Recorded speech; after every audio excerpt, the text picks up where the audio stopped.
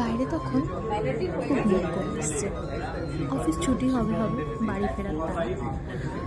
তখন থেকে না মনটা কেমন করছিল যে বাড়ি গিয়ে কিছু স্পাইসি খেতে হবে। তো যেমন ভাবা তেমন কাজ, বানিয়ে ফেললাম ঝটপট একটা চিকেন রেসিপি।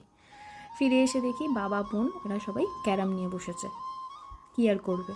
তো আমিও যথারীতি চিকেনে যা যা লাগবে ঝটপট করে রেডি করে নিলাম। বেশি কিছুই না, কারণ এই চিকেনটা বানাতে মোটেই বাটাবাটি মিক্সি কিচ্ছু লাগবে না। এই তো দেখো রাফলি চপড জিনিসগুলোকে, কাঁচা লঙ্কা, আদা, রসুন এগুলোকে একটুখানি হামানদিস্তায় আমি থেতো করে নিলাম।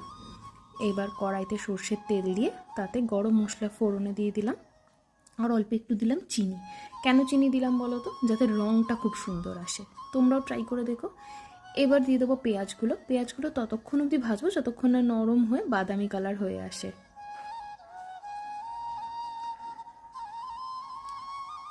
দেখো এরকম করে নরম হয়ে বাদামি প্রায় হয়ে এসছে। আর একটু ভাজার পর আমি আদা রসুন যেটা থেতো করে রেখেছিলাম সেটা দিয়ে দেব। তারপর দেব টমেটোটা। এবার দেবো চিকেনটা দিয়ে ভালো করে এবার নাড়তে থাকবো। এবার একে একে ওই গুঁড়ো মশলা, একটু ধনে গুঁড়ো, একটু গোলমরিচের গুঁড়ো, আর একটু হলুদ, আর একটু লঙ্কা গুঁড়ো। আমি একটু ঝাল পছন্দ করি তাই আমি একটু ঝাল করেছি, আপনারা স্বাদ মতো ঝালটা কম বেশি করে নিতে পারেন।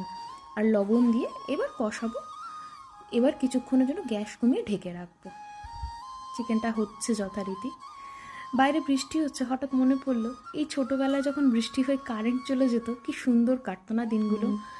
বাড়িতে বড়দের কাছে ভূতের গল্প শুনে কত সুন্দর ছিল দিনগুলো।